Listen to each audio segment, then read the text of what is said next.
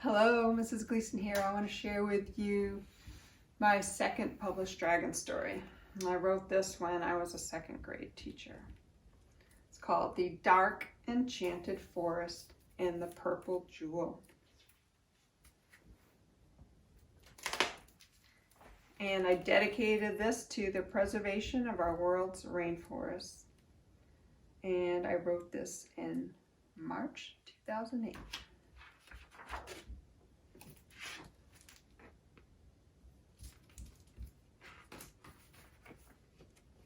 Chapter 1. In a faraway land across the sea and through a dark enchanted forest, there lies the kingdom of Mythopia. If you ever go to Mythopia, you will meet the dragon Emily. She is now a very happy dragon, but that was not always her story. On a dreary day in Mythopia, Emily, the wingless dragon, was walking down the path to the castle. She was on her way back to work because she forgot to lock the gate. It was her job to take care of the castle during the day. At night, the castle didn't need the protection. The umbrella was doing nothing to keep the rain off of her. Even in the eerie moonlight, her scales sparkled of a beautiful green, orange, yellow, and chocolate. If only the curse of the rain could be broken. Mythopia had not had a sunny day since the week after the people started cutting down the trees in the dark enchanted forest. They chopped and chopped to build their cities on the other side of the forest.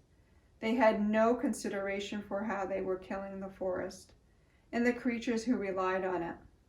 Once the forest could take no more devastation, the rain began. After a month of rain, the people were driven away. However, the rain continued. Emily was happy to have the forest safe again, yet she was sad because she missed the sun.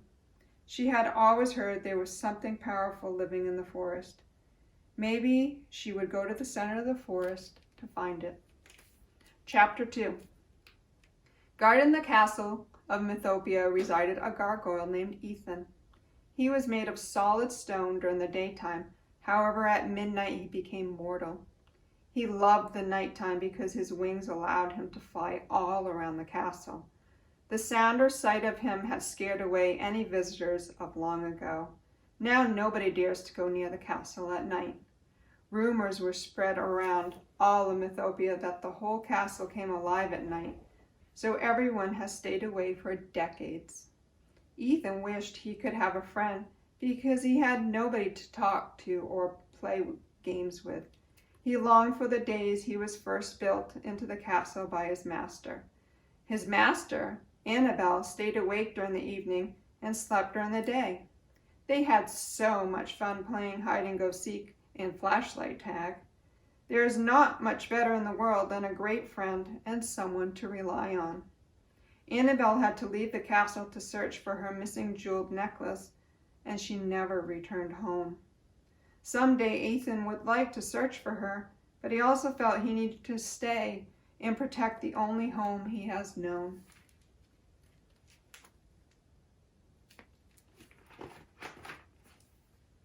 Chapter 3. Just as Emily was about to lock the gate, she heard a frightening crash beyond it. She was not sure if she should investigate or not.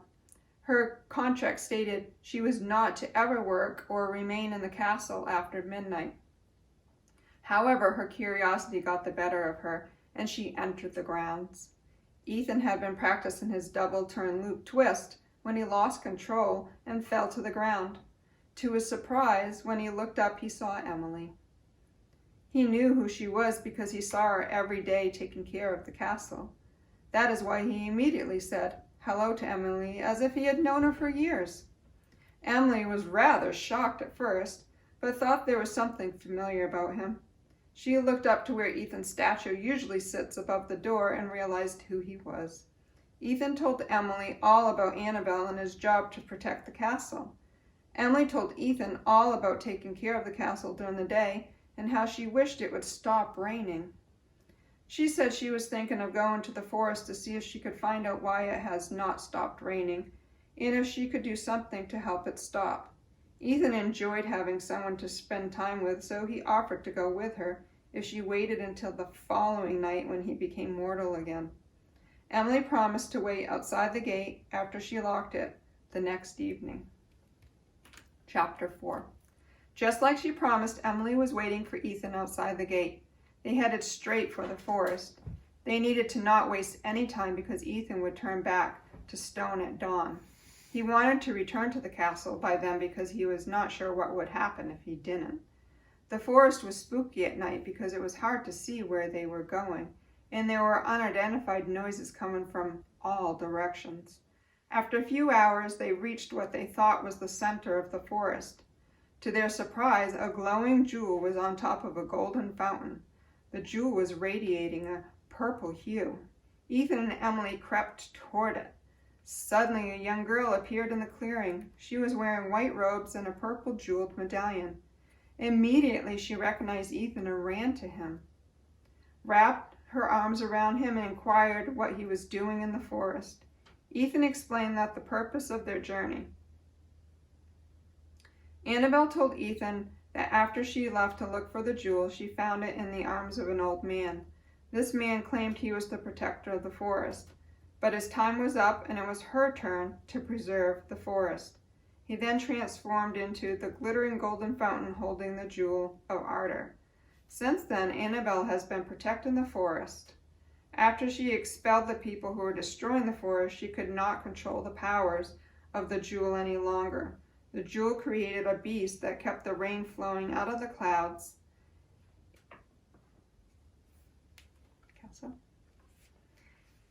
And the name of the creature is Aquaza. They needed to return the beast to the jewel, and the rain will diminish. Annabelle told them Aquaza's weakness is that he cannot resist the flower of the sublime plant. Ethan asked where they could find such a plant, and Annabelle responded that they traveled to the southern edge and climbed to the top of the prominent tree. When they got to the prominent tree, they climbed to the top and picked the beautiful silver blossoms. As soon as they got to the bottom of the tree, Aquaza was floating in midair. He reached out for the blossom, but Emily held it tightly. She led him through the woods towards the jewel, like a donkey following a carrot. When they reached the center of the dark enchanted forest, the jewel's purple hue expanded and turned red. Aquaza tried to escape the allure of the jewel. However, it was too late. The rain ceased to fall from the sky, and it was close to dawn. Annabelle told Ethan to not worry. In return for their good deed, he would now be mortal whenever he wanted to be. He could freely choose to turn into a statue whenever and wherever he wanted to. Emily received her dragon wings. She could now fly like any other dragon. Annabelle said one day she would return home and hoped the two of them would continue to care for the castle. Emily and Ethan offered to come back to the forest and help plant trees to replace the ones that were cut down. Annabelle thought that was a super idea, and she gave them some seeds to plant some prominent trees near the castle. Everyone in the kingdom of Mythopia lived happily ever after. About the author. Mrs. Gleason lives in Steep Falls, Maine with Clay, Carter, Lindsay, and her two dogs, Louie and Sarah. This is her second year teaching second grade. She loves to spend her summers in her garden enjoying time with family and friends.